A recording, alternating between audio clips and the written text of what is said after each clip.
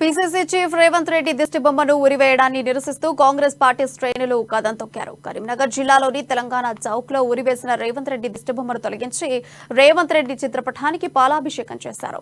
స్థానిక పోలీసులు అధికార పార్టీకి తొత్తులుగా వ్యవహరిస్తున్నారని, తమ పార్టీ నిరసనలకు అడ్డుకుంటున్నారని ఆగ్రహం వ్యక్తం చేశారు. రేవంత్ రెడ్డి వ్యాఖ్యలను బీఆర్ఎస్ పార్టీ వక్రీకరించిందని, భవిష్యత్తులో ఇలాంటి చర్యలు పునరావృతమైతే తీవ్ర పరిణామాలుంటాయని కాంగ్రెస్ పార్టీ శ్రేణులు హెచ్చరించారు.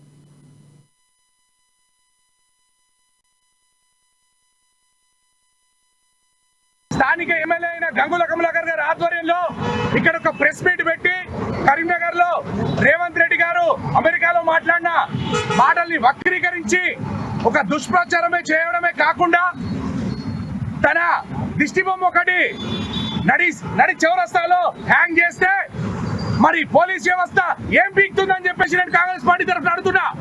తెలిసిన 2 నిమిషాలకే ఇక్కడికి స్థలానికి వచ్చి ఏసీపీ గారికి, వన్ టౌన్ సిఐ గారికి హుకుం జారీ చేశాం కాంగ్రెస్ పార్టీ తరఫున. 5 నిమిషాల గిట్ట తీయకపోతే గీతాభవన్ చౌరస్తాలో ఒక్క వెహికల్ ముందుకు పోదని హెచ్చరిస్తే అదే 5 నిమిషాలలో దిగొచ్చి తన మొత్తం అక్కడ తీసిన, మీరు ఇంతకుముందు చూసిన విజువల్స్, బస్సు ఆపి మరి తన అది ఏదైతే ఫ్లెక్సీ కట్టిరో అది మొత్తం దిష్టిబొమ్మ కట్టిరో దాన్ని దింపడమే కాకుండా కాంగ్రెస్